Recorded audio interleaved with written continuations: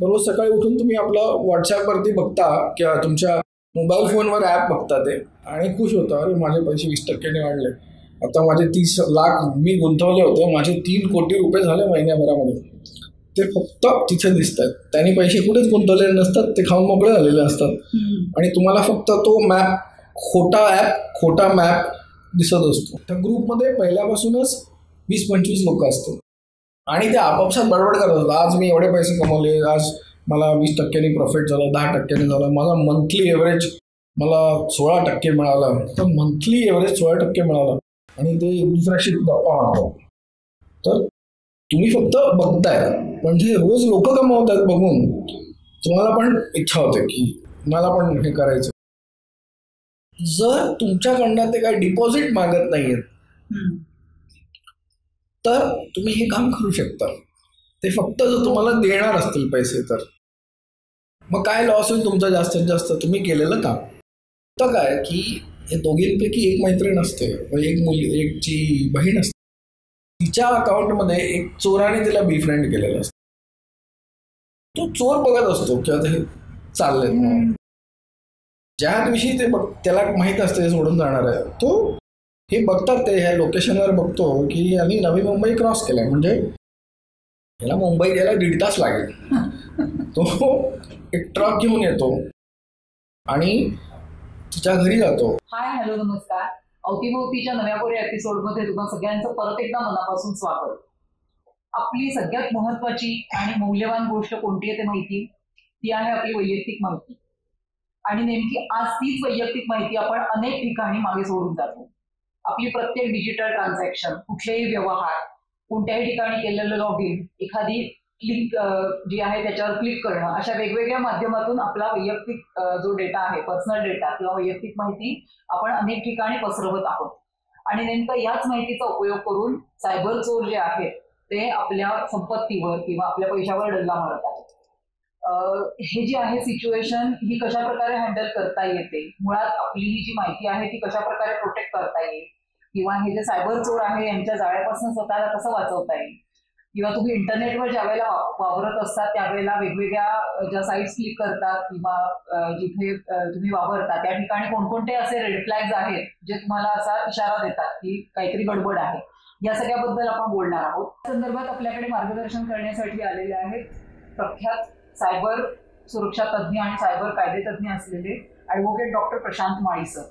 तर आपल्या कार्यक्रमामध्ये तुमचं मनापासून स्वागत. आणि पहिलाच प्रश्न मला असा विचारायचा आहे की सामान्यतः जे सायबर फ्रॉड्स आहेत ते कुठल्या कुठल्या स्वरूपाचे आढळून येतात? सायबर फ्रॉड्स ह्याची मला असं वाटतं की मुख्यतः 2 कारणं आहेत. आता जे वाढलंय, जे स्वरूप त्याचं मोठं झालंय, सर्वात पहिलं जे कारण आहे ते म्हणजे ग्रीड, आणि दुसरं जे कारण आहे ती म्हणजे भीती. ग्रीड, जे तुम्हाला लोभनीय स्कीम्स तुमच्यापुढे ठेवल्या जातात, 1. 2, असं मनुष्याला वाटतं, माणसाला त्याच्या विचारणी त्यांना वाटतं की जे काय ऑनलाईन असेल ते अहम सत्य, त्याच्यावर अफाट विश्वास. 1. 2 काय त्याच्यामध्ये, तर भीती. मी सांगितलं भीती का, तर पोलिसांची भीती, ईडीची भीती, सोशली ऑर्केस्ट्रेट होऊ शकाल, तुम्हाला समाजातनं बाहेर केलं जाईल, फॅमिली काय म्हणेल, घरचे काय म्हणतील, मित्र काय म्हणतील, ही जी भीती, ह्या भीतीपोटी अजून ते वाढतात. भीतीपोटी काय होतात की लोक जे फ्रॉड करणारे असतात त्याला पैसे देऊन बसतात. भीतीपोटी कोणाला सांगत नाहीत, ना घरच्यांना सांगत, ना ओळखीच्यांना सांगत, ना कोणाला सांगण्याचं त्यांचं प्रवृत्ती नसते. त्यामुळे एकटाच झुंजत राहून ते अजून पैसे देत देत देत त्या गुंतत जातात. आणि त्या गुंतत गेल्यामुळे मात्र नंतर त्यांना अगदी त्यांचा जीव घेण्याइतपत त्यांची गत येते. तर सायबर फ्रॉड्स मुळे 2 गोष्टी उद्भवल्यात. एक म्हणजे लोकांना सिव्हिअर डिप्रेशन येतं. तर ह्याचा अभ्यास होणं गरजेचं आहे की सायबर क्राईममुळे होणारं सिव्हिअर डिप्रेशन, त्याच्यामुळे सायकोसोमॅटिक डिझिजेस व्हायला लागतात. आणि दुसरा म्हणजे त्याच्यामुळे होणारा ट्रॉमा. काही जण त्या ट्रोम्यातनं बाहेर येत नाही, तर त्या ट्रोमावर पण इलाज होणं गरजेचं आहे. आता मुख्यतः 2 प्रकारचे मला तर 3 प्रकारचे सायबर फ्रॉड्स बघण्यात येतात मला. एक आहे तो स्टॉक मार्केट ॲप फ्रॉड, आणि दुसरा आहे तो डिजिटल अरेस्टने होणारा फ्रॉड, आणि तिसरा आहे तो ब्लॅकमेलिंग, म्हणजे वेगळ्या प्रकारची ब्लॅकमेलिंग, म्हणजे मॅट्रिमोनियल फ्रॉड असो, डेटिंग स्कॅम असो, लॉटरी लागली असो, खोटे तुम्हाला इन्शुरन्स पॉलिसीमध्ये रिबेट असो, इन्कम टॅक्स रिफंड असो, वगैरे वगैरे. आता ह्या सगळ्याचा जो जनक आहे तो आहे फिशिंगमुळे. फिशिंगमुळे 95% सायबर क्राईम घडतात. तर हे का घडतात ते बघूया आपण. सर, एक थोडंसं मध्ये तुम्हाला करते, फिशिंग याचा अर्थ काय? तोच सांगतोय.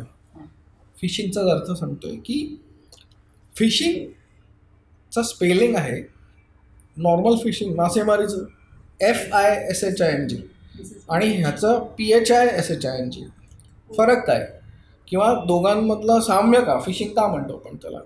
तर आपण जेव्हा मासेमारी करायला जातो तेव्हा आपल्याकडे एक काठी असते, एक धागा असतो त्याला स्ट्रिंग म्हणतो, आणि एक हुक असतो, आणि चौथी सर्वात महत्त्वाची गोष्ट असते ते म्हणजे पिठाचा तुकडा, बिस्किटाचा तुकडा, आमिष जे असतं त्याला बेट आपण असं म्हणतो.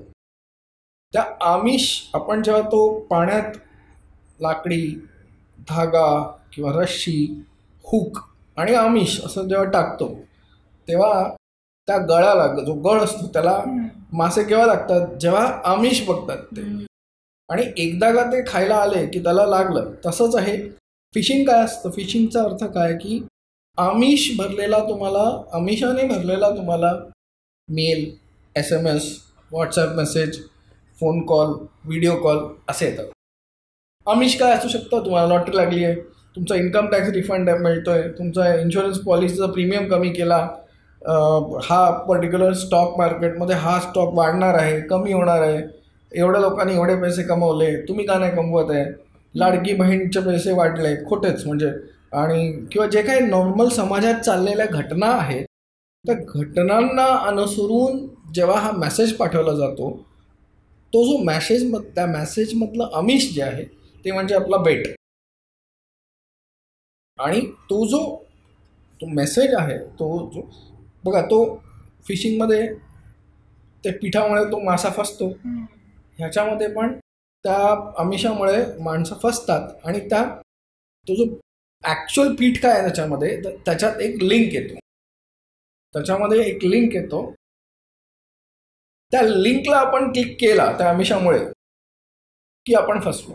कारण लिंकला क्लिक केल्या आयदर एक सॉफ्टवेअर तुमच्या मोबाईलमध्ये, एक ॲप तुमच्या मोबाईलमध्ये किंवा एक सॉफ्टवेअर तुमच्या लॅपटॉपमध्ये डाउनलोड होतो, आणि तो तुमच्या मोबाईलचा सगळा ताबा घेतो. अगदी तुमच्या फ्रंट कॅमेरापासून ते तुमच्या मायक्रोफोनपासून ते तुमच्या फाईल्स, व्हॉट्सॲप मेसेज सगळ्याचा ताबा घेतो तो. आणि त्या ताब्यामुळे तुम्हाला येणारे जे SMS आहेत, OTP आहेत, हे समोरचा जो फ्रॉडस्टर आहे तो वाचतो. हा सर्वात मोठा प्रॉब्लेम तिथे होतो फिशिंगमध्ये. दुसरी गोष्ट काय होतं की कधी कधी त्या लिंकला क्लिक केल्यामुळे एक ॲप तुमच्याकडे डाउनलोड होऊन जातो आणि तो ॲप तुमचा ताबा घेतो. कधी कधी त्याला क्लिक केल्यामुळे दुसऱ्या नवीन वेबसाईटवरती घेऊन जातो. समजा इन्कम टॅक्स रिफंडचं तुम्हाला आमिष आलं होतं, इन्कम टॅक्स सदृश्य दिसणारी वेबसाईट तिकडे उघडते आणि त्या वेबसाईटमध्ये तुम्ही सगळं बघता, अरे इन्कम टॅक्सचा लोगो वगैरे आहे, आणि त्याला बळी पडतात, तिथे पैसे देऊन बसता. तर हा फिशिंगमुळे हे फ्रॉड सगळे आपण बळी पडतो अगदी 95% मग होणारा जे मेन फ्रॉड आहे मी तुम्हाला सांगितलं स्टॉक मार्केट ॲप फ्रॉड. ह्यामध्ये काय होतं की आता अजून एक मला ह्या जंक्चरला तुम्हाला सांगू इच्छितो की फिशिंगचं प्रमाण काही पटीने वाढणार आहे. का? कारण AI-मुळे जे फिशिंगचे मेसेजेस असतात ते कस्टमाइज करता येतात. म्हणजे कसं आहे, आता मी 25 जणांना पहिलं काय होतं, समजा मी 25-100 जणांना एक फिशिंगचा मेसेज पाठवायचो, इन्कम टॅक्स रिफंड तुम्हाला मिळाला आहे म्हणून. पण जर तुम्ही सिनियर सिटीजन असाल, इन्कम टॅक्स भरतच नसाल, तर तुम्हाला माहीत पडतं लगेच, अरे हा खोटा आहे.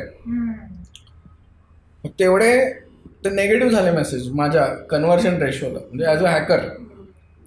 पण AIमुळे काय झालं आहे की मला तुमच्या सगळे आवडी निवडी, तुमच्या काय तुम्हाला दुःख आहे, तुम्ही काय विकत घेताय, हा सगळा ह्या डेटावरती मी फोकस करून तुम्हाला मेसेज केला तर त्याचा हिट रेशो वाढणार. म्हणून सायबर क्राईम AIमुळे खूप पटीने वाढणार आहे. जसं मी सुरुवातीला सांगितलं, पॅन्डेमिक झालं आहे आणि त्या पॅन्डेमिक सायबर क्राईममुळे माणसं मरणार, हे म्हणजे आताही मरत आहेत, आत्महत्या करत आहेत, पण पुढे अजून काही काही त्याच्यावरती अजून होऊ शकतं. तर स्टॉक मार्केट ॲप फ्रॉडमध्ये काय होतं की तुम्हाला असाच एक SMS येतो किंवा व्हॉट्सॲप येतो, तर सांगितलं जातं की फ्युचर्समध्ये आमच्या ग्रुपने एवढे पैसे बनवले, किंवा स्टॉक मार्केटमध्ये या शेअर्स 2 शेअर्स आमची जी टिप होती, अभ्यासामुळे आम्ही दिलेली टिप, त्यामुळे त्यांना झाला करोडोंचा फायदा. आता तुम्हाला जरी हवा असेल तर इकडे क्लिक करा, किंवा तुम्हाला हवा असेल तर तुम्ही व्हॉट्सॲप ग्रुपचे मेंबर व्हा. तुम्ही लगेच व्हॉट्सॲप ग्रुपचे मेंबर होता. ग्रीड सगळ्यांना असते, ओके. ती पैशाची भूक, ती लवकर पैसे कमवण्याची जी आमिष आपल्याला दाखवतात ते, त्याच्यात आपण बळी पडतो. आपण त्या ग्रुपला जॉईन होतो. त्या ग्रुपमध्ये पहिल्यापासूनच 20-25 लोक असतात आणि ते आपापसात बडबड करत होतात. आज मी एवढे पैसे कमवले, आज मला 20% प्रॉफिट झालं, 10% झालं, माझा मंथली एव्हरेज मला 16% मिळाला. तर मंथली एव्हरेज 16% मिळाला आणि ते एक दुसऱ्याशी गप्पा मारतात. तर तुम्ही फक्त बघताय, पण जे रोज लोक कमावत आहेत बघून तुम्हाला पण इच्छा होते की मला पण हे करायचं. तो जो कोणी त्याचा ॲडमिन असतो त्याला मेसेज करता, मग तो सुरू होतो. तो आणि तुम्हाला प्रायव्हेट प्लेसमेंटसाठी जर पैसे टाकायचे तर 50 लाख रुपये द्या, आता हा जो स्टॉक येणार आहे तर एवढे पैसे पाहिजे तर एवढे द्या, असं करा तसं करा, वेगवेगळ्या स्कीम सांगतो. तो लोन द्यायलाही तयार होतो तुम्हाला, आणि मग तुम्ही घुसत जाता. आणि तुम्ही ह्याच्यावर विश्वास का ठेवता, तर त्यांनी एक तुम्हाला ॲप दिलेला असतो, त्याला स्टॉक मार्केटचा ॲप म्हणतात. आणि तो ॲप कुठल्या तरी मोठ्या कंपनीचा, जे स्टॉक ब्रोकर कंपनी असतात, त्याचा लोगो घेऊन तो ॲप चालत असतो, त्यांचा ॲप तो नसतो. आणि त्याच्यावर तुम्ही गुंतवलेले पैसे दिसतात तुमच्या अकाउंटमध्ये, आणि ते वाढलेले दिसतात रोज.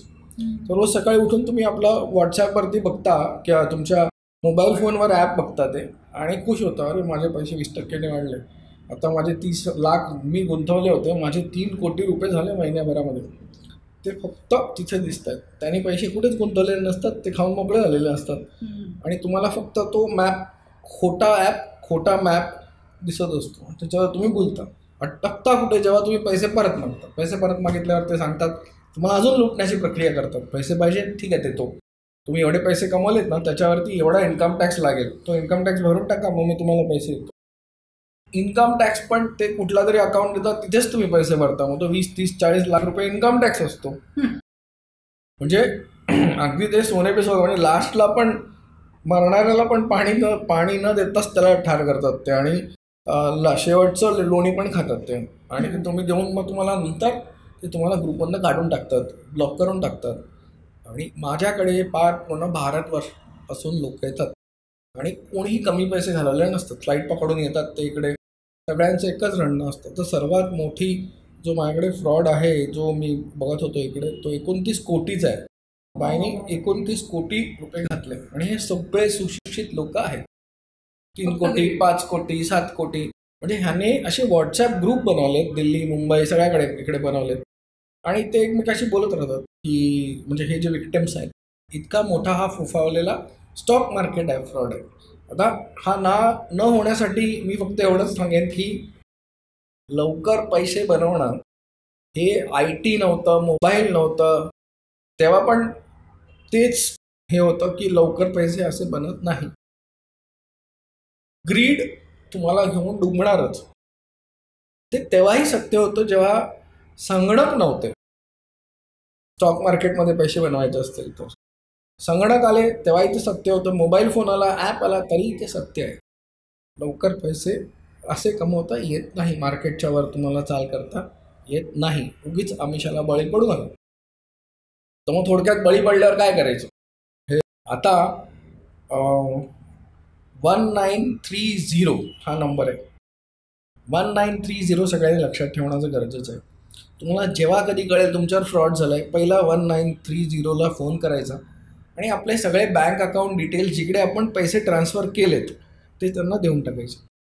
ते लागलीच जेवढे होतील तेवढे तुमचे पैसे फ्रीज करून टाकतात समोरच्या अकाउंटला. तेच पैसे तुम्हाला मिळण्याची हमी जास्त असते.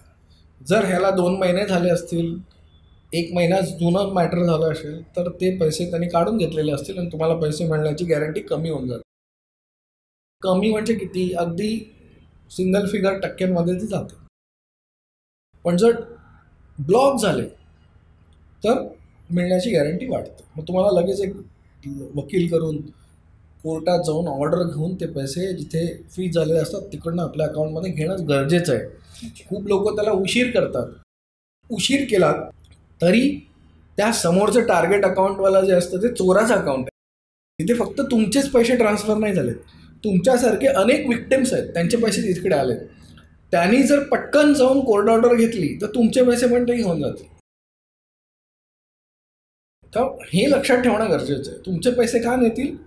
कारण त्याचा अमाऊंट मोठा असेल आणि तो 24 तासाच्या वर गेला असेल तर त्या तुमचं पैसे पण. आणि माझ्याकडे असेही क्लायंट येतात ज्यांची एंट्री दिसते पण बँकेने त्यांना समोरच्याला पैसे देऊन टाकलेत कारण त्यांनी पहिली ऑर्डर घेतली आहे आणि ती दिल्लीवर नाही घेतली आहे, ती मग चेन्नईवर नाही घेतली आहे. तर मग परत भांडत राहा. आणि म्हणून 1930ला फोन करणं. cybercrime.gov.in परत सांगतो, cybercrime.gov.in ही मिनिस्ट्री ऑफ होम अफेअर्सची वेबसाईट आहे. त्यावर तुम्ही आपली कंप्लेंट दाखल करणं. ही सगळ्यांसाठीच आहे, स्त्रियांसाठी, मुलांसाठी, सिनियर सिटीजनसाठी. cybercrime.gov.in तिकडे तुम्ही मोबाईल रजिस्टर करा, OTP येईल, कंप्लेंट दाखल करा आणि त्याची कॉपी तुमच्याकडे ठेवून द्या. ही प्राथमिक झालं. मग पोलीस स्टेशनला बोलवतील, तुमची स्टेटमेंट घेतली जाईल, ते सगळं होत राहील. एक अजून आहे की कधी कधी एक प्रायव्हेट मेसेज येतो आपल्याला व्हॉट्सॲपवर आणि त्यांचं असं असतं की जॉब ऑफर्स असतात त्यांच्याकडे किंवा तुम्हाला फक्त असं आमची कंपनी आता रेस्टॉरंट याच्यामध्ये रिव्ह्यूजमध्ये करते आणि you have to write say 10 reviews per day आणि मग त्याच्यासाठी आम्ही तुम्हाला असे ₹500 पर रिव्ह्यू वगैरे म्हणजे असे भरभक्कम पैसे कमवण्याची संधी. आणि आपण जर वेबसाईट खरोखर तशी कंपनी आहे का, ती त्याच्यामध्ये आहे का असं जर चेक केलं तर ते तसं दिसतंही. तर हा परत फ्रॉड आहे की काय, म्हणजे हे कसं? आता ह्या चायनीज कंपनीज आहेत ज्यांच्याकडे मोबाईल फोन फार्म्स असतात आणि ते एका वेळेला मल्टिपल रिव्ह्यूज वगैरे टाकतात वगैरे, असा हा त्यांचा क्रूर धंदा असतो. त्याचे एजंट्स भारतात असतात. पण जर तुमच्याकडनं ते काय डिपॉझिट मागत नाहीयेत तर तुम्ही हे काम करू शकता. ते फक्त जर तुम्हाला देणार असतील पैसे तर मग काय लॉस होईल तुमचा जास्तीत जास्त, तुम्ही केलेलं काम. म्हणजे तुमच्याकडनं जर डिपॉझिट मागणार असतील, आज 15 द्या, उद्या 20 द्या, 30 द्या सुरुवातीला आणि मग आम्ही काम देऊ, तर मग ते फ्रॉड असतात. मग त्यांचे काम फक्त फ्रॉड करणं असतं. कारण ते काय बघा, पहिली जो रेड फ्लॅग असतो त्यांचा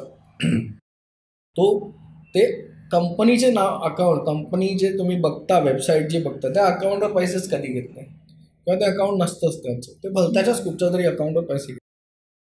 तो झाला तुमचा रेड फ्लॅग. ते भलत्या अकाउंटला जे पैसे घेतात ना ते मालक पण नसतात, ते कोणातरी घेतलेलं असतं. सुरुवातीला डेटा एंट्री फ्रॉड चालायचं, तसंच त्याचंच हे मोठं रूप आहे. रिव्ह्यूज टाकणं किंवा स्टार्स टाकणं वगैरे वगैरे. पण म्हणजे जोपर्यंत थोडक्यात तुम्ही पैसे द्यायचे नाही कुठलंही काम मिळण्यासाठी. एक्झॅक्टली.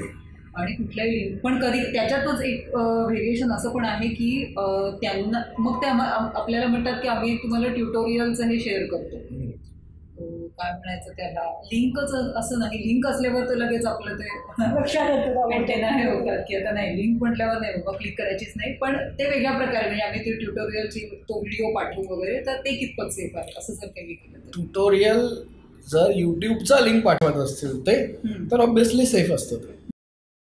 पण जर बाहेर जाणारा लिंक असेल तर you should be feeling it doubtful. बघा अजून एक गोल्डन रूल सांगतो तुम्हाला, आपल्या पॉडकास्टद्वारे आपण सगळ्यांना सांगूया की असे काही लिंक तुम्हाला उघडावेसेच वाटत असतील तर त्या अशा मोबाईलमध्ये उघडा ज्याच्यामध्ये तुमचा बँकेचा ॲप नसेल, ज्याच्यामध्ये तुम्हाला बँकेचे OTP येत नसतील, ज्याच्यामध्ये तुम्हाला काही महत्त्वाचे लॉग इन तुम्ही जीमेल लॉग इन करून ठेवलं नसेल. कारण जीमेल नॉर्मली गुगलने भरपूर ठिकाणी तुम्हाला लॉग इन करावंच लागतं. तुमच्या सोशल मीडिया साईट्स नसतील, इकडे जाऊन ओपन करा तुम्ही तो. तर त्यांनी जरी हॅक केलं किंवा बघितलं तरी ते तुमचं नसेल, तर तुम्हाला डेटा मिळणार नाही त्याला.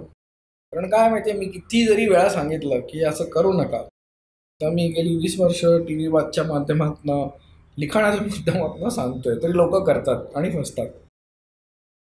आणि म्हणूनच मग मी सांगितलं खूप वेळा ट्रॉमा त्याचा होतो की मला कोणीतरी गंडावून गेलं.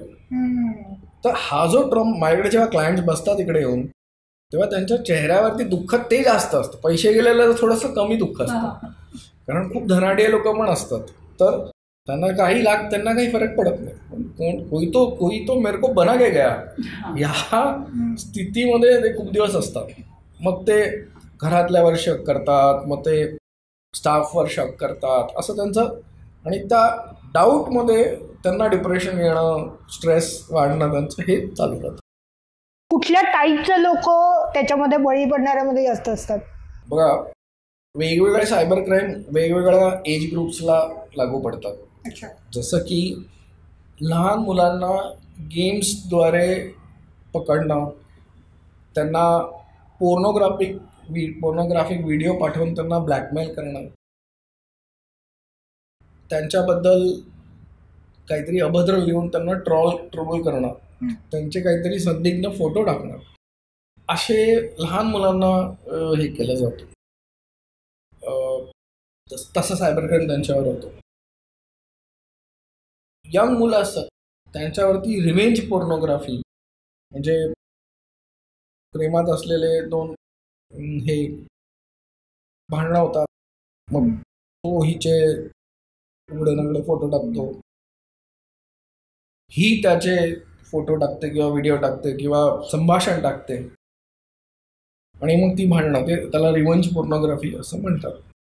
मॅट्रिमोनियल स्कॅम्स ह्या वयोगटाला, डेटिंग ॲप स्कॅम्स, डेटिंग ॲपचे टिंडर, बंबल हे सगळ्यावरनं होणारे वेगवेगळे स्कॅम्स, ही मुलं त्याच्यात बळी पडतात. तिसरं म्हणजे UPI द्वारे पैसे ट्रान्सफर करणं इकडे तिकडे, मग तुला 10% देतो, 5% देतो, त्याला बळी पडतात हे यंग मुलं. सिनियर मंडळींवरती जास्त फ्रॉड बघण्यात आलेले आहेत. भारताची जी सिनियर सिटिझन्स आहेत ना, ते खूप श्रीमंत आहेत असा सायबर क्राईम क्रिमिनलचा त्यांच्यामध्ये एक भाव आहे, आणि तो खराच सुद्धा आहे. कारण त्यांच्याकडे सेव्हिंग्स असतात, त्यांना करायला काय नसतं, आणि ते आमिषाला लवकर बळी पडतात.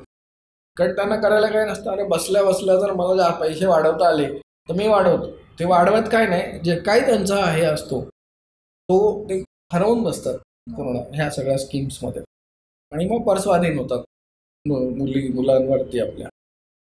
तर वेगवेगळ्या ह्यांना, तर स्त्रियांचे होणारे सायबर क्राईम त्यांच्यावर वेगळे आहे. म्हणजे ऑब्विसली त्यांना ट्रोल केलं जातं, त्यांना त्यांचे फोटोज टाकले जातात, मॉर्फ करून टाकले जातात, AI ने डीपफेक करून अभद्र फोटो टाकले जातात, त्यांच्याबद्दल वाईट कमेंट केली जाते. मग मॅट्रिमोनियल साईट्सवरती त्यांना ट्रॅप केलं जातं आणि पैसे लुबाडले जातात त्यांचे, single mother, single to be married ह्यांना.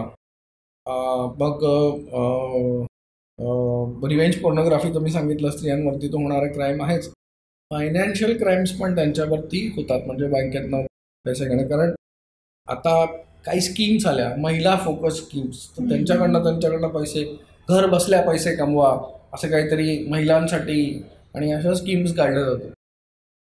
जिकडे जिकडे सुरुवातीला तुम्हाला डिपॉझिट भरायचे त्या सगळ्या खोट्या स्कीम्स, निम्म्या सगळ्या त्या स्कीम्स खोट्या असतात. वेबसाईट काय ना, आजकाल वेबसाईट बनवायला आपल्याला 30 ते 40 मिनटंच लागतात, काही जास्त लागत नाही त्याच्यावर. आणि अगदी 10-15 पानांची वेबसाईट बनते, एवढे वेबसाईट मेकर आलेले आहेत. ते हुबेहूब दिसेल तुम्हाला. लोगोसाठी तुम्हाला इंटरनेटवरूनच लोगो मिळतात. तर ते नेहमी लक्षात ठेवा की वेबसाईट लगेच बनते, वेबसाईटवरती भांबवून जाऊ नका. हे आता आपल्याला गरजेचं झालेलं आहे. तो दुसरा मोठा जो हे होतो ना, त्याला डिजिटल अरेस्ट असं म्हणतो. डिजिटल अरेस्ट हा भरपूर सिनियर सिटीजन्सवरती घडतोय सध्या. डिजिटल अरेस्टनी कोणालाच सोडलं नाही. जजेस, वकील, चार्टर्ड अकाउंटंट, पोलीस सगळे फसलेत त्याच्यामध्ये. पहिली गोष्ट तर आपण सांगू इच्छितो की डिजिटल अरेस्ट नावाचं कुठलं प्रोव्हिजनच आपल्या कायद्यात नाही आहे. त्यामुळे नागरिकांना हे जाणून घेणं गरजेचं. मग का फसतात लोक? मी सुरुवात केली त्याप्रमाणे याच्यात फॅक्टर आहे भीती. तुम्हाला एक व्हिडिओ कॉल येतो, समोरचा माणूस पोलिसांचे कपडे घालून बसलेला असतो, त्याच्या मागे ह्याला मार त्याला मार असा आवाज येत असतो. हाच मध्ये कुठेतरी बोलतोय, त्याला घेऊन ये पकडून, असं काहीतरी तो संवाद करत असतो. आणि तुम्हाला इन्कम टॅक्स, ईडी ह्याची भीती दिली जाते. त्यामुळे तुम्ही फसता. तुम्हाला कोणाला सांगून दिलं जात नाही, तुम्ही आणि त्याचाच संवाद चालू असतो. तो तुमच्या पूर्ण डोक्यावर हावी झालेला असतो आणि तुमच्या बँकचे FD तोडून तुम्ही त्याला पैसे ट्रान्सफर करता. माझ्याकडे आत्ता क्लायंट आले होते, नाशिक बेस्ड क्लायंट होते. ते स्वतः IIT आणि ते आले होतेच भारतामध्ये टॅक्स भरण्यासाठी. आता बघा, मी मगाशी तुम्हाला सांगत होतोस की सायकोलॉजिकली कसं ते पीक बसतं. आता ते टॅक्स भरण्यासाठी चाललेले, त्यांचं काम टॅक्स भरून परत अमेरिकेत जाणं होतं त्यांच्या मुलाकडे. आता त्यांना तेवढ्यातच हा इन्कम टॅक्स EDचा फोन येतो. त्यांना वाटतं खरंच काहीतरी माझ्याकडनं चूक झाली आणि त्यांना धमकावलं जातं, त्यांना घाबरवलं जातं. ते एकटेच असतात. मग ते बँकेत जाऊन आपले FD तोडतात. आता इकडे अजून एक मजेवाली गोष्ट सांगतो. तिथे पोलीस सांगतो, तिथे तुम्हाला बँक मॅनेजर सांगतो त्यांना की पोलिसांनी आम्हाला मना केलंय, की सांगितलंय की आम्हाला सिनियर सिटीजनचे FD तोडू नका, आम्हाला विचारत जाऊ, आम्ही त्यांच्याशी बोलू. काय गरज नाही बोलायची, माझे FD आहे मला तोडायचे. आणि ते तोडतात आणि त्यांचे जवळजवळ 3.5 कोटी रुपये ते लूज करतात. तर घाईत कुठलंही काम करणं आणि डिजिटल अरेस्ट आणि रिवेंज पोर्नोग्राफीला ब्लॅकमेल होणं. बघा, तुम्हाला असा खोटा ईमेल येईल की तुम्ही चाइल्ड पोर्नोग्राफी बघितली होती आणि तुम्हाला सिनियर सिटीजनला येतो खास तर, आणि तुम्हाला असे खूप सारे थप्पे मारलेले असतात त्याच्यावरती. तर ती जी नोटीस असते त्याच्यावर ते आपलं सत्यमेव जयतेचा थप्पा असा, तसे कोर्टाची ऑर्डर आहे, पोलिसांनी तुम्हाला हजर आहे असं ब्ला ब्ला असं काही सांगितलेलं असतं. तर पोर्नोग्राफीचं इंडियात कन्झम्पशन भरपूर आहे. तर जे पोर्नोग्राफी बघतात, एखाद दिवसात जरी बघितलं असेल, त्याच्या मनाला भीती असते की हाय मी बघितलं म्हणून मलाही नोटीस आली. तर त्यांचा काहीच मोठा गुन्हा नसतो, त्यांनी चाइल्ड पोर्नोग्राफी कधी बघितलीही नसेल, पण ती भीती त्यांच्या मनावर काम करते आणि मग ते पैसे देऊन बसतात. ते मग लगेच त्यांच्याशी नेगोशिएट करायला लागतात. आपको नहीं आना है तो फिर आप इतना पैसा दो, आणि मग अडकत जातात त्याच्यामध्ये. अडकत कसे जातात की आता पहिल्या तरी नोटीस पाठवली, मग नंतर तुमच्यावर ते रिसर्च करतात आणि मग तुमचं ते पूर्ण इंस्टाग्रामचे मित्र शोधतात, फेसबुकचे मित्र शोधतात. तर तुमच्या बायकोचा, नवऱ्याचा ॲड्रेस, मुलांचा ॲड्रेस, मित्रांचा ॲड्रेस सगळं शोधून काढतात ते. आणि मग नेक्स्ट टाइम पैसे मागताना ते सांगतात जर तुम्ही नाही केलं तर मी ही नोटीस आणि तुम्ही जे बघितलं होतं ते सगळं तुमच्या फॅमिलीला पाठवतो. मग असं तुम्ही गुंतत जाता. आणि पार माझ्याकडे एकदम सेलिब्रिटी क्लायंटसुद्धा आहेत जे असल्या ह्या ह्याच्यात फसलेले आहेत. त्यांना नेहमी वाटायचं की आत्ता पैसे दिले की तो शांत होईल. मला असं सांगू इच्छितो, कुठलंही ब्लॅकमेलिंग ऑनलाईन किंवा ऑफलाईन ते कधीच थांबत नसतं. तुम्हाला एकदाच फेस करायचं त्याला नाही सांगून, नाही तर तो तुमचं जीवन पूर्ण हैराण करेल. तो ऑनलाईन असो ऑफलाईन असो, ब्लॅकमेलिंग जेव्हा तुमच्याकडे होतं तेव्हाच त्याला फेस करा. तुम्ही तुमच्या मित्रांना, तुमच्या गार्डियन्सला ते सांगा आणि हिंमत बनवून त्याला फेस करा. तुम्ही जेव्हा त्याला फेस कराल ना, कन्फ्रंट कराल त्याला, तेव्हा तो मागे हटेल. बघा, एक गोष्ट सांगतो, तो म्हणेल की मी तुमचे व्हिडिओज, पोर्नोग्राफी, नागडे उघडे व्हिडिओज किंवा व्हिडिओज बघताना जर तुम्ही केलेली काही मॅस्टरबेशनची हरकत आहे त्याचा व्हिडिओ अपलोड करेन म्हणून. त्याला सांगायचं कर, कारण यूट्यूबवरती असले व्हिडिओ काही सेकंद, काही मिनिटात चालतात. इनफॅक्ट त्या व्हिडिओची वाट बघायची, आपले 4 मित्र तयार करायचे किंवा कोणीतरी एक्सपर्टला पकडायचं आणि जसा तो व्हिडिओ अपलोड होऊन जाईल त्या 4-6 मित्रांनी मिळून त्या लिंकवर जाऊन अब्यूज म्हणून रिपोर्ट करायचं. तो आउट अँड आउट पोर्नोग्राफी आणि न्यूडिटी असल्या कारणाने यूट्यूब लगेच त्याला डाऊन करेल. म्हणजे यूट्यूब त्याला काही तासांनी स्वतः पण डाऊन करेल, पण कधी कधी अल्गोरिदममधनं वाचला जाऊ शकतो आणि हे शातीर असतात. त्यामुळे तुम्ही आपली गँग तयार करायची, जाऊ दे त्याला डाऊन करायचं. खूप लोक काय करतात, त्याला धमकी देत बस, त्याला हे कर, त्याला सांगा की माझा वकील ओळखीचा आहे, माझं पोलीस ओळखीचं आहे. ते अट्टा लोक असतात, त्यांनी सगळं स्वतःला लपवलेलं असतं, त्याच्यामुळे त्यांना काही फरक नाही. हा त्यांचा धंदाच आहे. काही जण त्यातले जेलमधनं जाऊन आलेले असतात, त्यांना फरक नाही पडत. तुम्ही आपलं मेकॅनिझम वाढवा. ही चांगली एक हे होती. म्हणजे हे याचा बाकी कोणी विचारही नाही करू शकत की अरे खरंच आपणही त्यांना अशा प्रकारे काउंटर हे करू की 4 लोक आपण गोळा करू आणि अब्यूज रिपोर्ट करू की जेणेकरून ते युट्यूबवर म्हणजे ते युट्यूब, इंस्टाग्राम कुठेही न्यूडिटीवरती घाबरण्याची बिलकुलच गरज नाही आहे तुम्हाला. दुसरा तुम्हाला डिफेन्स सांगतो की सांगायचं हा एआयने केलंय. आता एआय आल्यामुळे तुम्हाला एक लायर्स डिव्हिडंड मिळतो. लायर्स डिव्हिडंड म्हणजे काय की खरी असली तरी तुम्हाला खोटं सांगण्याचं संधी मिळते. काही दिवस, काही टाइम तर निघून जाऊ शकतो. ते वादळ थोड्या वेळापुरतंच असतं. म्हणजे न्यूड व्हिडिओ, न्यूड पिक्चरचं वादळ खूप दिवस चालत नाही. ते वादळ जातपर्यंतच तुम्हाला धरायचं, नंतर बाकी सगळं मानसिक असतं. तुम्ही मनाने खमके झालात तर मला वाटतं आरामात तुम्ही अशा सायबर क्राईममुळे होणाऱ्या ट्रॉमाला सामोरे जाऊ शकता. पण एक प्रिव्हेंटिव्ह म्हणून म्हणजे याच्यामध्ये प्रोफाईल लॉक करणं वगैरे सारखे ऑप्शन्स आपल्याकडे आहेत फेसबुकवर, किंवा शक्य तितके आपले फुटप्रिंट्स कमी सोडणं. खरं सांगायचं तर म्हणजे थोडं तुम्ही तो सोशल मीडियावर अगदी प्रत्येक अपडेट टाकायचं, मी जाऊन आले, आम्ही ही मज्जा केली किंवा फोटो मग त्या ठिकाणी काढलेले, मग त्याच्यात मित्रमैत्रिणींना टॅग करणं वगैरे हे केलं, हे टाळलं तरी थोडं हे कमी व्हायला हरकत नाही. तुम्ही थोडंसं सेफ नाही असंही नाहीये काही, ते पकडतातच तुम्हाला कुठे ना कुठे. बरोबर आहे की तुमचा डिजिटल तुम्ही बरोबर सांगितलंय, डिजिटल फुटप्रिंट आपल्याला कमी करणं खूप गरजेचं आहे. पण आता ती बस सुटली आहे, कारण तुमचा डेटा सगळ्या ॲडटेक इंडस्ट्रीकडे, सोशल मीडियामध्ये, वेबसाईट्सवरती ऑलरेडी लीक झालेलं आहे. लोक इतकं शेअर करतात हल्ली, मैताला पण सोडत नाही आणि जन्मजात बाळालाही सोडत, दोन्ही इव्हेंट्स कव्हर करतात. एक घटना सांगतो तुम्हाला की माझ्याकडे 2 कॉलेज जाणाऱ्या मुली होत्या आणि बाबा होते आणि आई, ऑब्विसली अशी 4 जणांची फॅमिली. दोन्ही मुलींमध्ये कॉम्पिटिशन चालायचं की कोण पहिलं फेसबुकवरती आणि इन्स्टावरती अपडेट टाकतंय. तर त्यातल्या एका मुलीने टाकलं अपडेट की दुसरी टाकायची, त्यांच्यात होड लागायची. जाते गोव्याला जाणार असतं तर एक त्यातली जी मुलगी असते ती पहिल्या 2 दिवसापासूनच सुरू करते की आम्ही 2 दिवसांनी गोव्याला जाणार आहोत, मग आम्ही हे शॉपिंग केलं, ते शॉपिंग, दोघींची ओढ लागतं, आम्ही हे बिकनी घेतली, हे घेतलं, ते घेतलं.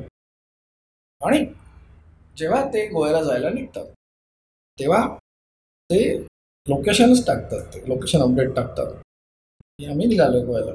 ते लोकेशन अपडेट होत राहतं की आता तुम्ही कुठे गेलात.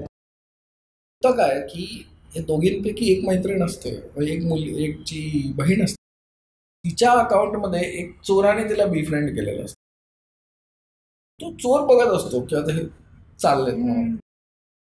ज्या दिवशी ते त्याला माहीत असते हे सोडून जाणार आहे, तो हे बघतात, ते ह्या लोकेशनवर बघतो की यांनी नवी मुंबई क्रॉस केलंय, म्हणजे याला मुंबईत यायला 1.5 तास लागेल. तो एक ट्रक घेऊन येतो आणि तिच्या घरी जातो आणि राज रोज दुपारच्या वेळेत 11-11:30 दरम्यामध्ये तिचं घर पूर्ण खाली करतो. तिच्या बाजूला एक छोटी मैत्रिणी असते मुलगी, ते विचारते ठीक आहे, बोलते उन्होंने सरप्राईज दिया है, वो गोवा पद्मनाभ सेक्टर आहे. आणि तिचं घर पूर्ण खाली करून घेऊन जातं. ओके, तर तुम्ही अपडेट करताय ते कोणाला? तुमचे ते मित्र काही मित्र नाही आहेत, तुमच्या मैत्रिणी काय खऱ्या मैत्रिणी नाही आहेत त्याच्यामध्ये. बघा 90% सिनियर सिटीजन फसतात कुठे माहिती का? ते खूप वेळा अतिशय सुंदर दिसणारी मुलगी, गोरी गोमटी फॉरेनर, हिची फ्रेंड रिक्वेस्ट ॲक्सेप्ट करतो. त्यांनी पहिल्यांदा हे विचारायला पाहिजे की तुमची कुठे वयात, तुमच्या वयात कोण एवढी तरणी ताटकी मुलगी तुम्हाला रिक्वेस्ट पाठवणार आहे, आणि तुम्ही कधी बाहेरगावी गेला होता ती तुझी मैत्रीण बनली.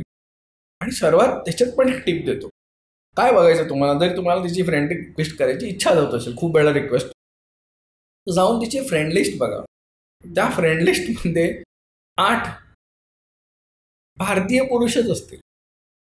म्हणजे ही बाहेरची मुलगीचा फोटोच आहे फक्त आणि नाव आहे, तिचे फक्त भारतीय मित्र कसे. ओके, त्यात एखादा तुमचा मित्र पण दिसेल तुम्हाला, म्युच्युअल कनेक्शनला. तर तुम्ही तर तिला ब्लॉक करून तिचं प्रोफाईल रिपोर्ट करा, प्लस त्या मित्राला पण एक मेसेज टाका की ही भामटी मुलगी आहे आणि हिला तू ब्लॉक कर आणि रिपोर्ट कर. असे जर 2 जणांनी मिळून केलेत तर बाकीच्या 8-10 जणांना तुम्ही फासलाय ना, ते पण वाचतील. ते कुठच्या स्थितीत असतील तुम्हाला माहीत नसेल, पण जर तुम्ही दोघांनी मिळून तिला ब्लॉक केला तर बाकी जण वाचतील. मला तर असं वाटतं की खूप वेळा मी खूप साऱ्या सेशनमध्ये सांगतो की जे सिनियर सिटीजन्स खूप वेळा असेच बसलेले असतात फेसबुक, इंस्टाग्रामवर, त्याने असे प्रोफाईल दिसले की रिपोर्ट अब्यूज, असे काही तुम्हाला हे दिसले की रिपोर्ट अब्यूज. हे करणं म्हणजे सोशल मीडियावरची घाण काढण्यासारखं आहे. तुम्ही बाहेर जाऊनच भारत स्वच्छता मिशन करायची गरज नाही आहे झाडू घेऊन हाती. तुम्ही तुमच्या माऊसद्वारे सुद्धा इंटरनेटवरती पसरलेली घाण, इंटरनेटवरती पसरलेली अस्वच्छता, ज्याच्यामुळे लोकांना फ्रॉडला बळी पडावं लागतंय, हे स्वतः तुम्ही एका क्लिकद्वारा, 2 क्लिकद्वारा हे हाती घेऊ शकता. आणि मला तर स्पष्ट वाटतं की लहान मुलं सुट्टीतमध्ये आणि सिनियर सिटीजन दिवसातनं 2 तास जरी प्रत्येकाने असं केलं तरी आपण भारतामध्ये सोशल मीडियाद्वारे होणारे फ्रॉडची जी कीड आहे ती आपण समूळ उपटू शकतो. म्हणजे ब्लॉक आणि रिपोर्ट ही 2 टूल्स आहेत आपल्याकडे. आणि ते काय, त्याच्यासाठी तुम्हाला तुमचं अकाउंट आहे, तुम्ही व्हेरीफाईड अकाउंट आहात, तुमचं ऐकणार आहे ते जास्तीत जास्त काय करा. आणि काय होतं, कालांतराने फेसबुकच्या अल्गोरिथमला कळतं, जर त्यांनी तुम्ही 5 जणांना ब्लॉक केलं, त्यांनी जर तुमच्या 4 जणांना ॲक्च्युअल तुमचं ऐकून त्यांनी ब्लॉक केलं तर फेसबुकच्या अल्गोरिथमला कळलं की तुम्ही एक व्हेरीफाईड सोर्स आहात म्हणून. बरं, एक अजून हे होतं की आता आपण मगाशी बोललो वेबसाईट सारखी वेबसाईट असते हुबेहूब तयार केली, तर असे कुठले रेड फ्लॅग्स आहेत का की जे चेक करायचे, एस्पेशली सिनियर सिटीजन किंवा जे फास्ट टेक्नो सॅव्ही नाही आहेत की काहीतरी गडबड असतो? काय खूप सोपा गुरुमंत्र आहे तो. तुम्हाला जर एखादी स्कीम आली, एखादी वेबसाईट कळली, एखादं प्रोडक्ट कळलं, काय जे तर ती स्कीम, ती वेबसाईट, ती प्रोडक्ट जाऊन गुगलवर लिहायचं, प्लेन गुगलवर त्याचं नाव लिहायचं आणि पुढे फ्रॉड लिहायचं. ह्याने काय होतं की गुगल जे पहिलेचे दिलजले लोक आहेत ना, म्हणजे ज्यांना आधीच फ्रॉड केलंय आणि जे बोंबलत आहे तिकडे तिकडे, ते त्यांचे मेसेजेस तुम्हाला दाखवतो. तुम्ही ते वाचा आणि मग तुम्ही डिसाईड करा की ह्या प्रोडक्टमध्ये, ह्या स्कीममध्ये, ह्या MLM स्कीममध्ये, ह्या बिल्डरच्या प्रोजेक्टमध्ये, ह्या स्टॉक मार्केटमध्ये, म्हणजे कुठच्या ॲपमध्ये मी पैसे लावू की नको लावू. कारण तिथे आजकाल कसे लोक, एकदा हे झालं की तिकडे तिकडे चॅटर सुरू होतं, तर चॅटरला वाचून काढा आणि मग तुम्ही तुमचं हे बनवा. खूप सोपी गोष्ट आहे. गुगलवर जाऊनच गुगललाच विचारायचं की हे काय करायचं. वेबसाईटवरती भामट्या वेबसाईट एवढ्या बनल्यात, त्याच्यावर असं लगेच सढळ विश्वास ठेवू नका.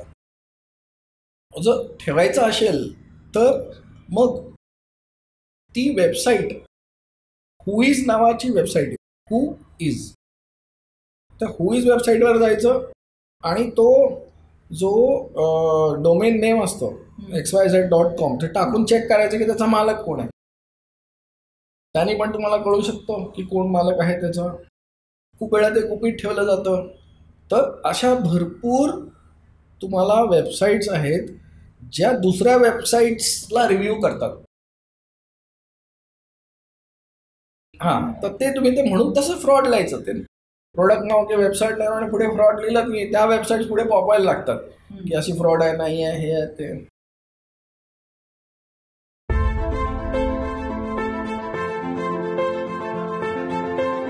UPI GPayचे फ्रॉड म्हणजे आणि ऑनलाईन बँकिंगचे फ्रॉड सदैव कदैव राहणार आहेत, ते कधीच जाणार नाही. खूप वेळा त्या सिस्टमची कमजोरीमुळे फ्रॉड होत नाही. आपण काहीतरी थेतलपणा करतो म्हणून फ्रॉड होतो. आणि अतिशय भाबडे चुका असतात, ते खूप भाबड्या चुका असतात. जसं की तुम्हाला कोणीतरी मेसेज पाठवलाय आणि तो त्यांनी प्री अप्रूव्ह ट्रान्सफरचा मेसेज असतो. आपल्याला वाटतं त्यांनी पैसे पाठवले, आपण त्याला समोर जाऊन OTP देतो आणि त्या प्री अप्रूव्ह म्हणून तो आपल्याकडनं पैसे घेऊन जातो.